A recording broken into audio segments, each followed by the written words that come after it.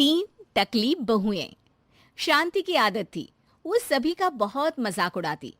एक दिन उसके दरवाजे एक साधु बाबा आते हैं जिनके बाल लंबे लंबे होते हैं। बेटी, बाबा भूखा है, कुछ खाने को दे दे। हाँ बाबा आई, खाने को तो बनाया है लेकिन अपने लिए, आपके लिए तो ये ब्रेड है, ले लो। बेटी, बाबा रोटी खाना चाहता है। वो क्या है ना, सुबह से भिक्षा नहीं मिली, 2 रोटी तो बना दे। हाँ हाँ जरूर बना देती, ससुर है ना आप मेरे। वैसे बाबा, बालों में कौन सा तेल लगाते हैं जो इतने लंबे काले और घने बाल हैं? पहले राज बताओ, फिर मैं रोटी बनाती हूँ। बाबा को शांति की बात पर गुस्सा आ जाता है। तू बाबा का मजाक उड़ा रही है? जा, मैं तुझे श्राप देता हूं कि तू गंजी हो जाएगी। शांति बाबा की बात पर जोर जोर से हंसती है। श्राप? अरे श्राप तो ऐसे बोल रहे हैं जैसे भगवान हो। अरे इतनी ही बात पूरी हो जाती है तो भूखे क्यों घूमते हो? रोटी मांग लिया करो ना। मूर्ख लड़की, तू तो मजाक उड़ाने से बाज ही नहीं आ रही। मैं तुझे और श्राप देता हूं कि तेरे घर में जो भी औरत आएगी सब गंजी हो जाएगी। बाबा वहां से चला जाता है और शांति के बाल धीरे धीरे झड़ने शुरू हो जाते हैं और एक दिन तो वो पूरी टकली हो जाती है और वो अपने पति से कहती है, हाय रे, इस शहर का पानी भी ना कितना गंदा है। एक मेरे मायके का पानी था जिससे नहाने से बाल ही बाल लहराते थे, और एक तुम्हारा शहर। गंजी हो गई हूं मैं। अरे पर मैं ठीक हूं, मेरे तीनों लड़कों के बाल ठीक है, एक तेरे ही बाल कैसे चलेगा? बात तो कोई और लगती है। लेकिन शांति को जरा सा भी बाबा का श्राप याद नहीं होता। खैर, दिन बीतते हैं, शांति को विग लगाने की जरूरत पड़ जाती है और एक बार पड़ोसन आती है। अरे शांति, तेरे ना तो सास घर में ना ससुर, क्यों सारा दिन सर ढकी रहती है? इतनी संस्कारी तो तू है नहीं। हाँ, अरे क्या बताऊं, पूरे बाल झड़ गए, टकली हो गई हूं मैं, टकली।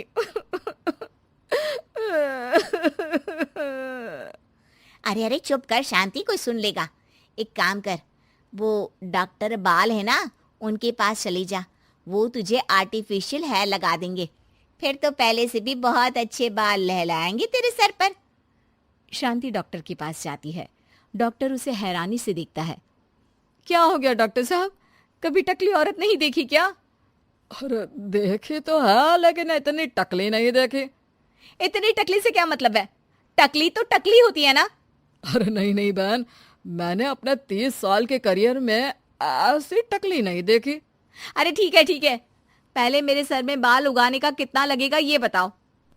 डॉक्टर सर देखते हैं और कहते हैं, ना जी ना, कुछ नहीं हो सकता, आपके सर पर बाल उग ही नहीं सकते, अंदर तक बंजर है जी आपका सर। शांति मुंह लटकाकर घर आ जाती है। अब कभी वो नकली बाल लगाती तो कभी पल्ले से सर ढकती। दिन बीतते हैं और उसके तीनों लड़के बड़े हो जाते हैं। एक दिन शांति का पति कहता है, मैं सोच रहा हूँ तीनों की शादी एक ही साथ करवा दूं, खर्चे भी बच जाएंगे और 3 बहुएं एक साथ आ जाएंगी, क्यों? हाँ वो तो ठीक है, लेकिन मेरी एक शर्त है। अरे इस शहर में तीनों की शादी करवाएंगे और कल को दूसरे शहर की लड़कियों को यहाँ का पानी सूट नहीं किया तो जैसे मैं गंजी हो गई वैसे ही वो तीनों भी हो जाएंगी तो। अरे तुम बेवजह डर रही हो, देखो मेरे और तीनों बेटों के बाल बिल्कुल ठीक है, ये सब बातें छोड़ो अब। खैर, शांति की 3 बहुएं आ जाती हैं। शांति ने खास करके उन लोगों को उनके बालों को देखकर ही पसंद किया था।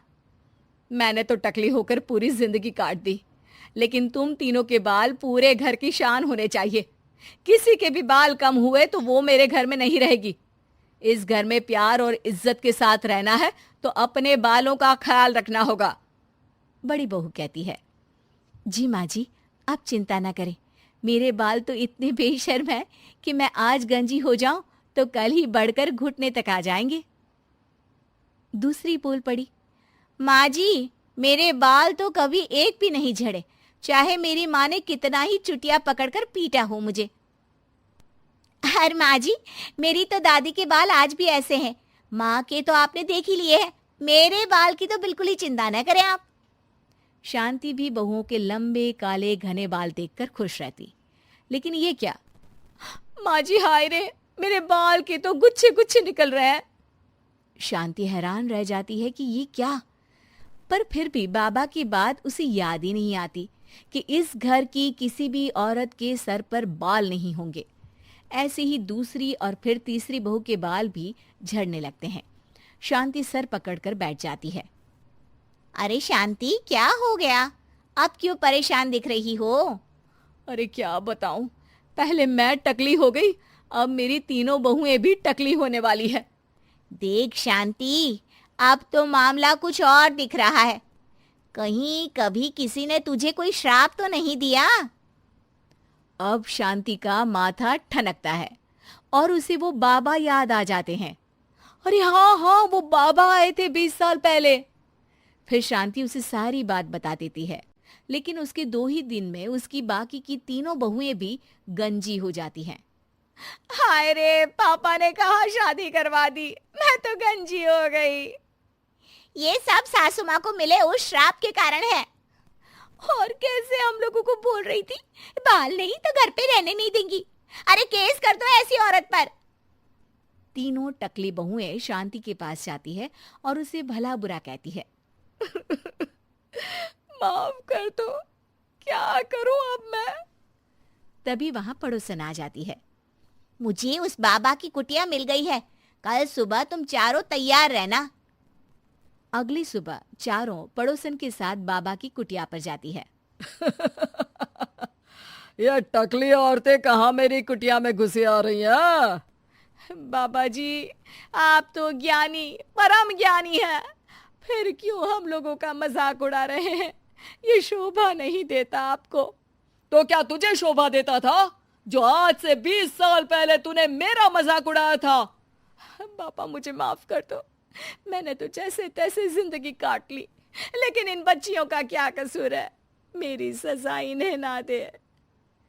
लाख मिन्नतों के बाद बाबा कहते हैं, ठीक है मान लिया, लेकिन आज के बाद किसी का मजाक उड़ाया तो? नहीं नहीं बाबा जी, मैं तो किसी का मजाक नहीं उड़ाती हूँ, मेरे तो संस्कार ही ऐसे नहीं है। हाँ बाबा जी, किसी ज्ञानी बाबा का मजाक उड़ाना तो बहुत बड़ा पाप है। तीसरी भी बाबा से माफी मांगने लगती है। बाबा, मैंने अपनी पूरी जिंदगी ऐसे ही निकाल दी है, प्लीज अब मेरे बाल भी मुझे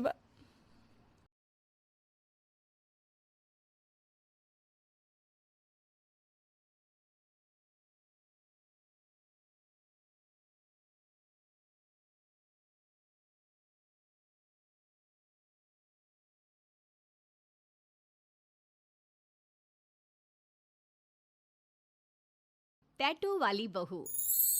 एक छोटे से शहर में सुमेरा नाम की एक लड़की रहती थी। वो बेहद ही खूबसूरत थी। सुमेरा खूबसूरत होने के साथ साथ पढ़ाई में भी बहुत होशियार थी और ऑफिसर बनने के लिए सरकारी नौकरी की तैयारी कर रही थी। उसका सपना था कि वो पढ़ लिख कर एक आईएएस ऑफिसर बने। सुमेरा आईएएस ऑफिसर बनने के लिए दिन रात पढ़ाई में लगी रहती थी। आईएएस ऑफिसर बनने के साथ साथ उसका एक और सपना था अपने हाथ पर टैटू बनवाना, पर वो कभी अपने हाथ पर टैटू बनवा ही नहीं पाई। जब उसकी पढ़ाई पूरी हो जाती है तो उसके माता पिता उसकी शादी के लिए एक बड़ा ही अच्छा लड़का देखते हैं। सुमेरा, हमने तेरे लिए ललित नाम का एक बहुत अच्छा लड़का देखा है। ललित और उसके माता पिता कल ही तुझे देखने आ रहे हैं।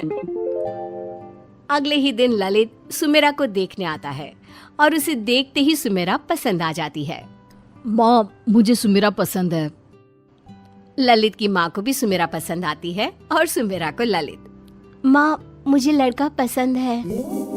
और दोनों की शादी तय हो जाती है। कुछ दिनों बाद सुमेरा और ललित के माता पिता उनकी शादी बड़े धूमधाम से करवा देते हैं। एक दिन की बात है, सुमेरा अपनी सहेली के साथ मॉल गई हुई थी। तभी वहाँ उसे मॉल में एक टैटू वाले की शॉप दिखाई देती है। वो वहीं रुक जाती है और शॉप में जाकर टैटू वाले से अपने हाथ पर टैटू बनवाने के लिए कहती है। भैया, मेरे हाथ पर मेरे पति ललित और सुमेरा इस नाम का दिल की शेप का एक अच्छा सा टैटू बना दो ना। फिर टैटू वाला सुमेरा के हाथ पर उसके पति और उसके नाम का दिल की शेप का एक टैटू बनाता है। कितना प्यारा लग रहा है हम दोनों के नाम का ये टैटू। जब ये ऑफिस से घर आएंगे तो मेरे हाथ पर अपने नाम का टैटू देखकर खुश हो जाएंगे। सुमेरा टैटू बनवाकर घर आ जाती है और रात को जब वो अपनी सास और पति को खाना खिलाती है तो उसकी सास उसके हाथ पर टैटू बना हुआ देखती है तो उससे कहती है, ये क्या अपने हाथ पर लाल लाल टमाटर जैसा बनाकर आई है? माँ जी, ये टमाटर नहीं टैटू है, टैटू। अच्छा लग रहा है ना? छी, कितना गंदा लग रहा है और अजीब भी ये जो तू बनाकर आई है। माँ जी, ये टैटू बनवाना तो आजकल की फैशन है। अरे भाड़ में जा, ये तेरा टाटू टाटू का फैशन। ये कहकर सुमेरा की सास वहां से चली जाती है। तभी सुमेरा का पति ललित भी आ जाता है और वो सुमेरा के हाथ पर अपने नाम का टैटू देखकर उसे कहता है, क्या बात है, आज तो तुमने मुझे अपने दिल में ही उतार लिया। सुमेरा ललित की बात सुनकर खुश हो जाती है और अपना हाथ दिखाते हुए कहती है ना अच्छा? तुम्हें अच्छा लगा ना ये टैटू? मेरा और तुम्हारा नाम मेरे हाथ पर कितना अच्छा लग रहा है ना? मैं कब से टैटू बनवाने का सोच रही थी लेकिन मौका ही नहीं मिला। आज कहीं जाकर मेरा टैटू बनवाने का सपना पूरा हुआ। उस दिन सुमेरा अपने हाथ में बने टैटू को देखते हुए फूली नहीं समा रही थी। उसे अपने हाथ पर बना टैटू इतना पसंद आता है कि पूरी रात उसकी टैटू देखते ही निकल जाती है। अगले सुबह सुमेरा घर के काम कर रही थी, तभी उसकी ननद आती है और सुमेरा के हाथ पर बने टैटू को देखती है और उससे कहती है, अरे वाह भाभी, आपने अपने हाथ पर टैटू तो बड़ा ही सुंदर बनवाया है। अच्छा है ना? हाँ, वाकई में बड़ा ही प्यारा टैटू लग रहा है आपके हाथ पर। इतने में ही सुमेरा की सास बोल पड़ती है, अरे क्या खाक अच्छा लग रहा है, पता नहीं क्या उल्टा पुल्टा बनाकर ले आई है। तभी सुमेरा की ननद अपनी माँ से कहती है, क्या माँ, बस भी करो ना, एक टैटू ही तो बनवाया है। सुमेरा अपनी ननद की बात से खुश हो जाती है और अपने हाथ पर बने टैटू को निहारने लगती है। तभी सुमेरा की ननद कहती है, भाभी, अब टैटू ही निहारती रहोगी या कुछ खाने के लिए भी लेकर आओगी? ये कहते हुए सुमेरा की ननद हंसने लगती है। सुमेरा भी अपनी ननद की बात सुनकर मुस्कुरा देती है और अपनी ननद के लिए चाय नाश्ता बनाने चली जाती है। कुछ देर बाद अपनी ननद और सास को चाय नाश्ता कराती है। अब तो अपने हाथ पर बने टैटू को देखकर उसके मन में और टैटू बनवाने का शौक चढ़ने लगता है। इसी तरह एक दिन सुमेरा अपने पति के साथ जा रही थी। तभी रास्ते में टैटू वाले को देखकर रुक जाती है और अपने पति से कहती है, ललित, मुझे अपने दूसरे हाथ पर एक और टैटू बनवाना है। एक और टैटू बनवा कर क्या करोगी, एक ही काफी है। देखो सुमेरा, ज्यादा टैटू ना। नहीं, मुझे दूसरे हाथ पर एक बनवाने दो ना। सुमेरा अपने पति ललित की बात नहीं सुनती और टैटू वाले से दूसरे हाथ पे टैटू बनाने के लिए कहती है, भैया, मेरे इस हाथ पर एक अच्छा सा स्टार वाला टैटू बना दो ना। टैटू वाला भैया सुमेरा के हाथ पर एक स्टार वाला टैटू बना देता है। अपने हाथ पर स्टार वाला टैटू देखकर सुमेरा खुश हो जाती है और अपने पति ललित को दिखाते हुए कहती है, देखो ना ललित, मेरे हाथ पर स्टार वाला टैटू कैसा लग रहा है? अब तुम्हें पसंद आ रहा है तो मैं क्या कह सकता हूँ। फिर जैसे ही सुमेरा ललित के साथ घर पहुंचती है तो उसके हाथ पर एक और टैटू देखकर गुस्सा करने लगती। अरे ये अपने हाथ का क्या सत्यानाश करा कर आई है बहू। एक टैटू क्या कम था तेरे हाथ खराब करने के लिए, जो दूसरा हाथ भी खराब करा कर आई है। सुमेरा की सास अपने बेटे ललित से कहती है, अरे ये तेरे साथ गई थी, तू इसे मना नहीं कर सकता था टैटू बनवाने से? माँ, मैंने मना किया था इसे, पर इसने मेरी सुनी ही नहीं। फिर मैं क्या करता जब इसे अपनी ही चलानी थी तो। सुमेरा की सास अब तो अपनी बहू पर ज्यादा भड़क जाती है। एक दिन तुझे ये टैटू का शौक बड़ा भारी पड़ेगा। ये नहीं कि तू अपनी पढ़ाई में ध्यान दे, वो तो करती है नहीं। बस पूरा ध्यान टैटू पर लगाना है महारानी को। अरे इतनी पढ़ाई की है, अपना सपना पूरा करना चाहिए। तुझे तो एक IAS अफसर बनना था ना, अपना सपना पूरा नहीं करना क्या? अरे इस टैटू के भूत को अपने सर से उतार और अपने सपने को पूरा कर, जो तू बचपन से देखती आई है, IAS अफसर बनने का सपना। माँ जी, वो तो मैं बन ही जाऊंगी, पर टैटू बनवाना भी तो मेरा सपना था। फिर आप मुझे टैटू बनवाने से मना क्यों करती हो? अरे एक टैटू तक ठीक था, अब तू दूसरा भी बनवा कर आ गई। देख, मेरा काम था तुझे समझाना, वो मैंने समझा दिया, अब आगे तेरी मर्जी। सुमीरा की सास अपनी बहू को लाख समझाने की कोशिश करती है, पर वो समझने को तैयार ही नहीं होती और टैटू बनवाने के शौक में वो अपनी पढ़ाई पर ध्यान ही नहीं दे पाती। बस सारा दिन फोन में टैटू की ही फोटो देखती रहती। फिर कुछ दिन बाद उसके पेपर की डेट भी आ जाती है और वो पेपर भी दे देती है। और कुछ दिनों बाद आज सुमेरा का रिजल्ट आने वाला था। उसे अपने रिजल्ट का बड़ी बेसब्री से इंतजार था और जैसे ही वो अपना रिजल्ट फोन में देखती है, रोने लगती है। क्या हुआ, तुम रो क्यों रही हो? सुमेरा को रोते देख उसकी सास भी उससे रोने का कारण पूछती है। अरे क्या हुआ रे, क्यों रो रही है? ऐसा क्या देख लिया फोन में? मेरा सपना, मैं फेल हो गई। मेरी सालों की मेहनत पर पानी फिर गया। मैंने दिन रात एक किया था अफसर बनने के लिए, मेरा वो सपना अधूरा रह गया। मैं हार गई, मुझसे बहुत बड़ी गलती हो गई। मैंने अपने टैटू के शौक में अपनी जिंदगी का सपना तोड़ दिया। मुझे माफ कर दो माँ, मैंने आपकी बात नहीं सुनी। आपने मुझे कितना समझाया, पर मैंने आपकी बात नहीं मानी। काश आपकी बात मान ली होती तो आज मेरा अफसर बनने का सपना पूरा हो जाता। देख बेटा, तुझे तेरी गलती का एहसास हो गया ना, यही बहुत बड़ी बात है।